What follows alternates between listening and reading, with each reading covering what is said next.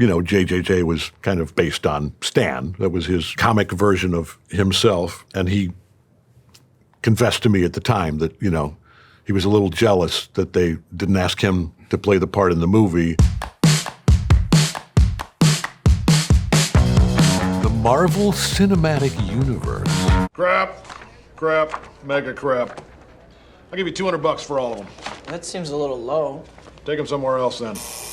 I was not a comic book guy. My dad was a farm boy from Illinois. My mom was a city girl from Chicago. And we'd go to outside of Gerlaw, Illinois, to visit Cousin Weed on his farm. Was big into Marvel comic books, all the big Marvels, but Spider-Man was his boy. He was his favorite. And he, even at that age, appreciated that Spider-Man was just this regular kid who something happened and he gets turned into a superhero, but he still wants to be this regular kid in his real life. And that was the genius of the Sam Raimi trilogy that brought Marvel to, what it is today. He didn't make a movie about Spider-Man. He made a movie about Peter Parker and made it so relatable for audiences. And thank you, Sam, for championing me to play J. Jonah Jameson, which was, I had vivid memories of JJJ from the comic books, a guy with a mustache and a big flat top and this big mouthful of white teeth and this angry snarl.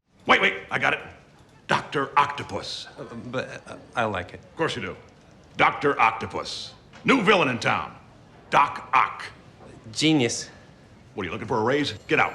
I had already done 2 films with Sam for Love of the Game. I went and I auditioned and everything, which is I was certainly used to doing at the time. I mean, it was such a fun chance to play, even though I love playing grounded, subtle, real, intense characters. As I read every Spider-Man comic I could get my hands on, it just more and more screamed, this is a character, as much as any character in the movie, maybe more, that needs to jump off the pages of the comic book and be larger than life in his energy and have this Preston Sturges kind of rhythm and vibe to it. I had never met Stan and didn't even know, and this is kind of obvious to anybody who's really paying attention or smarter than I am, that, JJJ was kind of based on Stan, comic version of himself.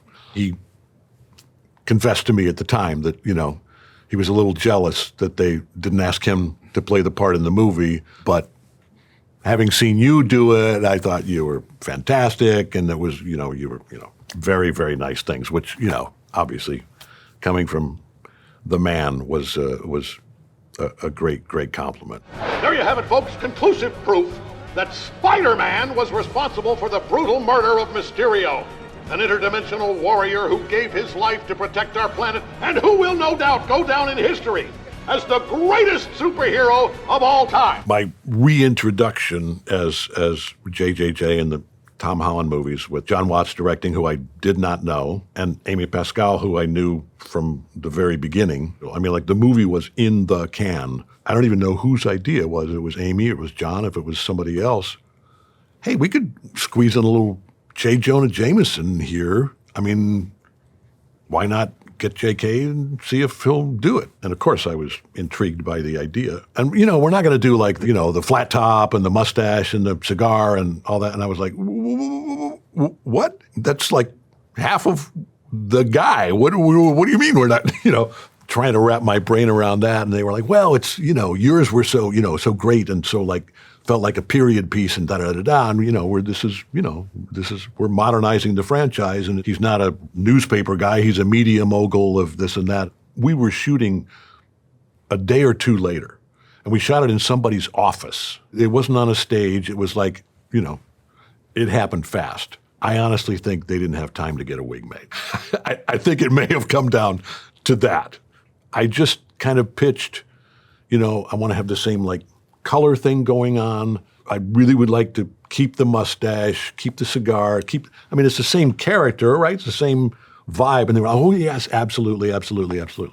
So we made that compromise, and I need to ask that question someday. They probably wouldn't admit it. Whiplash. Now, are you a rusher or are you a dragger? or are you going to be on my fucking time? I'm gonna be on your time. Obviously, it's one of the most genius pieces of writing. It was one of those things that I read and just, I don't know if I was literally shaking, but I could 100% see myself as Fletcher in every sentence, every frame of the movie. I understood who this guy was, what he wanted, what he needed, and I knew that I was the right guy. Tenor, let's start the pickup to 11. 3, 4. Same spot. 3, 4. Okay, all right. Well, you're in the first chair. Let's see if it's just because you're cute. 3, 4. Yep, that's why. The first thing he said was, JK, I want to sort of take some of the onus off of you. I want to put you at ease with the musical aspects of this. We'll have a technical advisor for you, a conductor. For a lot of the long shots, we can just use a body double to do the actual conducting. He said, I just want to, I want you as the actor. So don't be intimidated. And I'm staring at him like, dude, I'm a classically trained musician. I wanted to be Leonard Bernstein. I'm a conductor. So I'm not just going to be some actor up there waving his arm. I will learn these scores. And in another piece of kismet, he had no idea that Miles had been playing drums since he was 15 years old and that he wouldn't have to fake all the drumming either. Not my fucking tempo! Sorry, guys. Hate to put you through this. If you need to fucking take a dump or get a coffee, whatever, now might be a good time because we're going to stay here until I find a drummer who can fucking play in time. What was most important to this character? Jazz, music, art, nothing else mattered. There is no perfection in art, but attaining perfection in your art is still the goal. He is such a psychopath that nothing else matters. While that's not me, I do understand wanting to make great art. Was I rushing or was I dragging? Rushing or dragging? Rush, I don't know. Start counting again. 1, 2, 3, 4. 1, 2, 3, 4. 1, 2, 3, 4. Stop.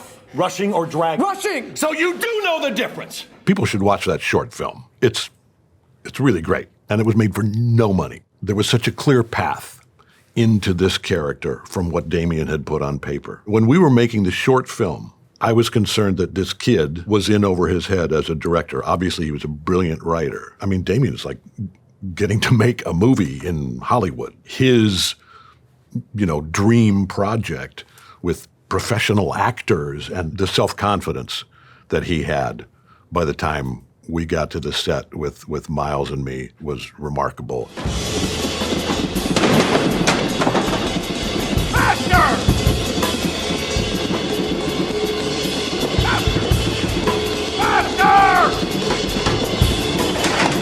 Miles said in one interview at one point, somebody was asking about the scene where I've just been rehearsing the band, and they walk out of the stage door and walk down this alley exhausted, and some interviewer was asking about that, and Miles said, you know what, it's a lot easier to just be exhausted than to play exhausted. And that was the case in that scene. But at the same time, it was a nonstop labor of love for the three of us, for sure, the four of us, almost everybody on that set.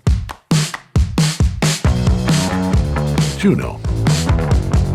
I'm a show business ignoramus, still, a little less so than I was back then in 2000, whatever.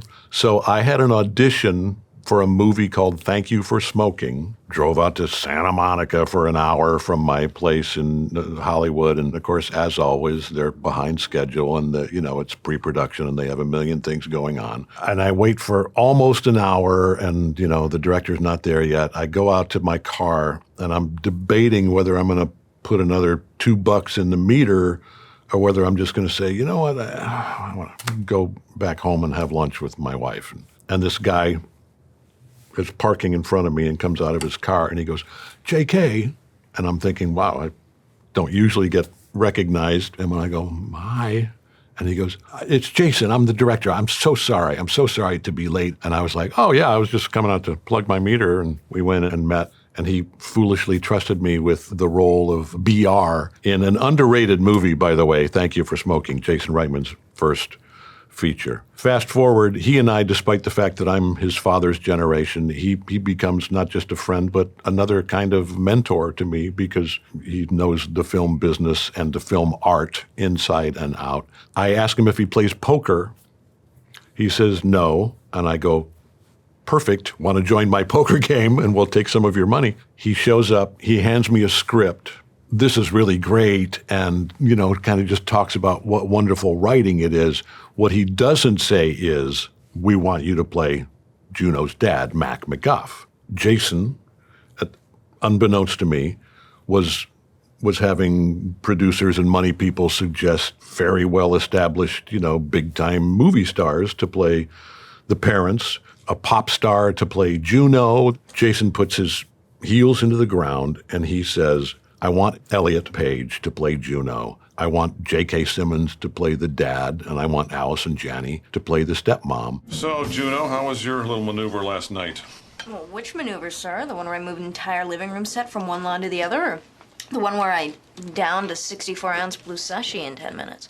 Juno, did you by any chance barf in my urn? I'll never forget my first day arriving at the set up in Vancouver, and somebody introduced me to Diablo, and it was like an out-of-body experience. I couldn't stop myself from just giving her this big fatherly hug because she had written such a brilliant father character who loves his kids. I had kids. I didn't have a teenage daughter, but it was enormously helpful to me to be a father in playing Mac MacGuff and to play the scene where Juno tells us that she's pregnant. And it was a scene that could have so easily been played as what Juno was afraid of. Oh my God, Dad is going to be so pissed off, No, I don't. I mean, who is the father, Juno?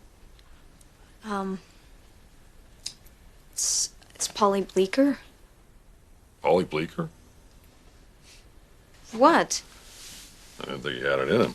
Being a dad, I was just heartbroken. Whatever choice she ends up making, it's going to be difficult. Such a big part of what makes that relationship work between Juno and her dad. And then we get to see the great scenes where they go together to Jason and Jennifer's house, who were so great.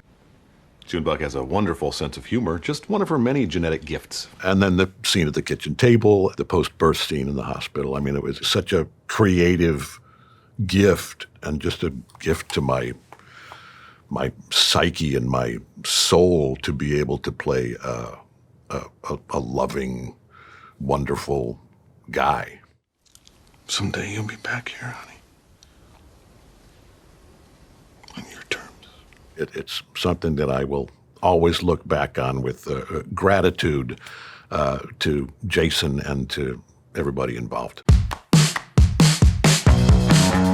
The yellow M&M. So you think Santa will like these red and green M&Ms? I had just done New York Undercover, a Dick Wolf cop show, where I played a uniformed cop, a New York cop, fast-talking, questionably ethical, well, no, bad, cop on the take, You young bucks are hard to read. Never can tell where your ambition might take you. I might have been in the middle of shooting that or had just finished it. And I show up at this audition, and there are little character descriptions of the red M&M, and he's this fast-talking, wise, blah, blah, blah. And the yellow M&M is a slow, sweet, kind of dumb, I'm in red M&M mode, right? And I go into the, you sign in, you check, you wait, hi, guys. You go in, Janet Eisenberg, this wonderful casting director. Oh, JK, hi. So you'll read yellow, and it's going to be, and I was like, whoa. It was like I was talking to Scorsese about, I said, nah, I'm red. Yeah, he's a fast-talking, blah, blah, blah, blah. I got to be red. And she's like, you absolutely could. You're a wonderful actor. I really see you more. And we had this ridiculous back and forth with her talking me into auditioning for the yellow M&M. Thank you, Janet. He does exist! They do exist. Santa? Billy West, of course, is cast as the Red M&M, and we've been doing it, is it 30 years? I mean, it's been a long time. As that campaign grew and Billy and I became sort of entrenched as Red and Yellow, and the salary went up, that was the first time that I felt like I'm in a position now financially where I don't have to take every single acting job and be away from my family for, 3 weeks in wherever. I can do what I want to do, and I can try to stay home, have a life and a career at the same time, which I know is weird in show business. When you're making a movie, you're supposed to not have a life. But that has been and continues to be, thank you, M&M Mars, a great character to play and a really another blessing in my life. Oz. Livestock. That's what you are. My livestock. Because now, Tobias, your ass belongs to me. Speaking of blessings in my life, Tom Fontana, thank you. One of the best bosses anybody could ever have in anywhere. People don't know how much they owe to Tom Fontana and Oz. Vern Schillinger, he's the head of the Aryan Brotherhood in this maximum security prison. We didn't even have full scripts to audition for. He had scenes that Harold Perrineau's character in The Box, where Harold Perrineau's character acts as the Greek chorus and talks directly to the camera and fills us in on what's happening. And he had most of the actors just reading some of those scenes. He just wanted to get a sense for how they are with his words. And he told me about Vern and what the character was going to be. And this is, I mean, I'm not making the big M&M bucks yet, I'm from hunger, right? And this is an unbelievable opportunity, but I'm afraid of it because I don't want to be typecast as the Nazi bastard for the rest of my career. My heart and soul could not do that. But I also recognize brilliance when I see it, and I'm like, I want to be a part of it. But foolishly, maybe, but wisely, ultimately, I expressed my trepidation to Tom Fontana, and he was very understanding of it. And he said, look, I will find a way into this character for you that will work. We'll think he's something else.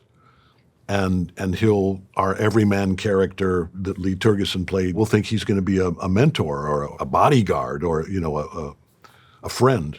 And then as things unfold, then he'll turn out to be the most evil bastard on the planet. All that took place in about the first half of the first episode. And by the end of that episode, I'm tattooing his behind and, whatever. Another day at the job. I've been looking for you. Yeah, what do you want, Shaggy?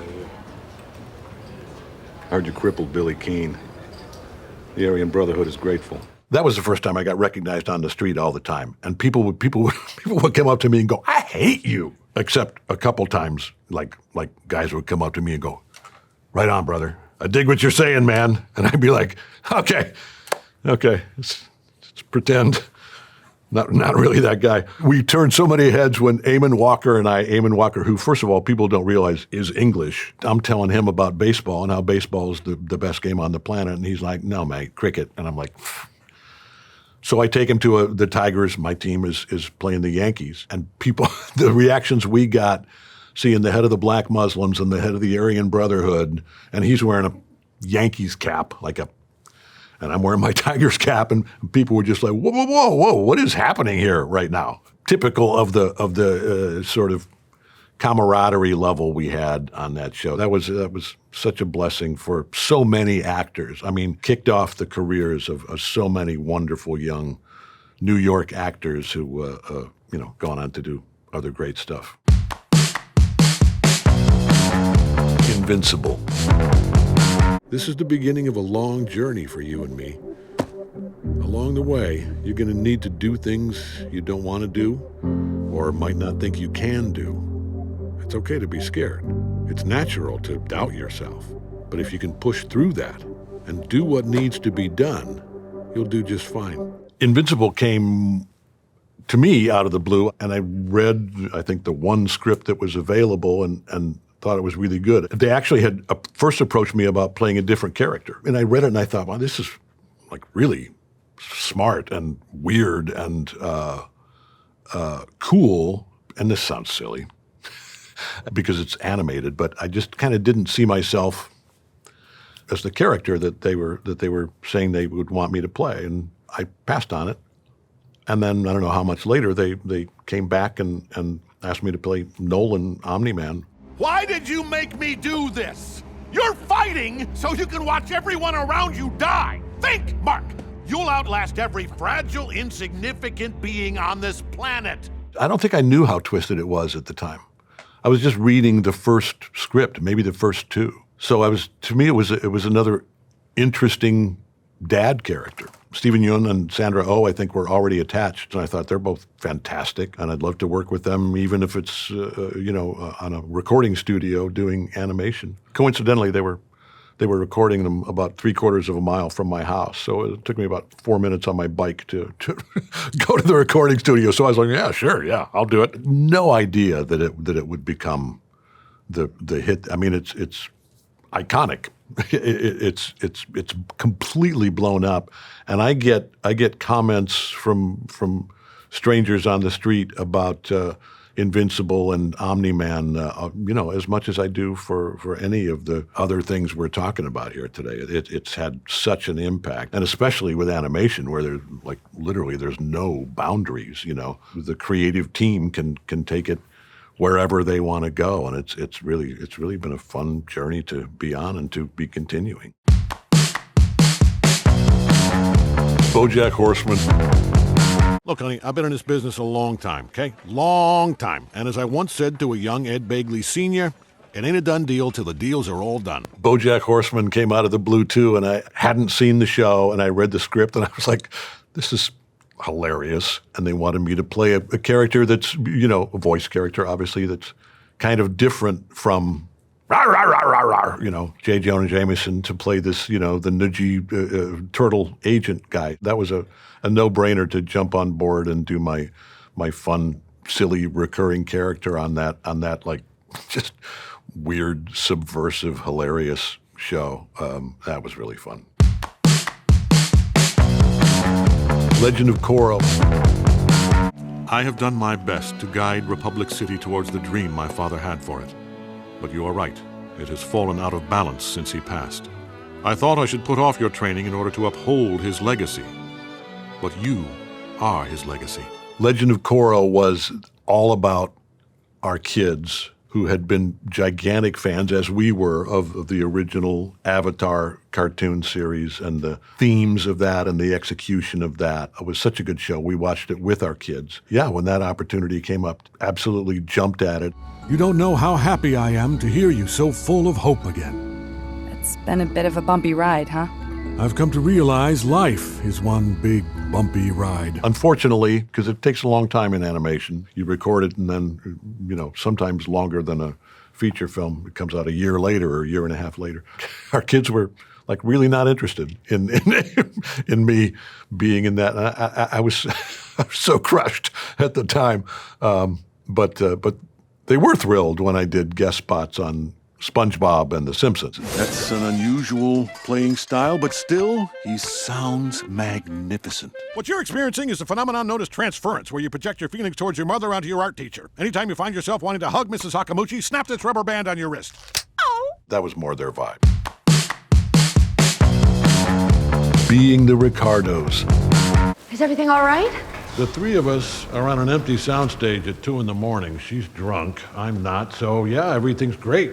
Why do you ask? I was terrified of doing Being the Ricardos. The script is great. I have never been a fan as an actor or audience of biopics. I mean, talk about iconic characters. Bill Frawley, all four of those characters, Lucille and Ricky especially. It was intimidating. I did not want to do it. Finally, Aaron and I connected, and he put my fears at ease, and he kept saying genius things like, I don't want impressions. I want impressions. I want who he is, And you're going, you're selling me a car here. I mean, you of course you want an impression. Everybody has seen I Love Lucy. It's still on the air. We have to do impressions. Well, yes and no. I mean, when we were recreating the show within the show, when we were doing scenes from I Love Lucy, yeah, we were doing our best to mimic. But when I was playing Bill Frawley, he gave us such freedom to just inhabit these characters in the way that we felt worked, in the way that we could, in the way that we were capable of. Untie this coat! Not until you kiss and make up. I'll never make up with him after the things he said. What about the things you said to me? She said my mother looks like a weasel. Apologize, Ethel. No. Oh, come on, Ethel. Tell him you're sorry. Well, I'm sorry your mother looks like a weasel. Obviously, it turned out to be a wonderful movie and another in my long list of blessings. Thank you, Aaron. The Union. Hell of a wake-up call, huh, Mike? Who are you? Tom Brennan. Local 1225. The script just landed in my inbox, and I was immediately predisposed to want to do it. I love Mark. We'd worked together years before on a movie called Contraband. I've been a big fan of his forever. He's one of those actors that there's never a false moment with him on camera, whether it's a gritty drama or a comedy or a sort of mashup, which is ultimately what The Union is. It's a really good, intricate spy story, but there's really fun banter. And I think it was right after I got it that they said, oh, by the way, you might have heard of Halle Berry. She's playing Roxanne. And I was like, wow. And then as the cast list continued to grow, Adewale from Oz that I knew, Jackie Earle Haley, Lorraine Bracco, who I didn't work with, but who's fantastic. Yeah, I was very excited to sign up. I need some answers. Okay, what do you want to know? What do you mean, what do I want to know? Am I being kidnapped? One of the ways you can tell whether or not you're being kidnapped is if a guy tosses you the keys to a $200,000 sport utility vehicle and offers to buy you breakfast. A spy movie where there's high stakes, we do have to save the world, and, there is that tension and those twists and turns, but with a, intermittent sort of banter in between. Now that I think of it, not all that unlike a Marvel movie, a Spider-Man movie. We're saving the world, but we're cracking jokes while we do it.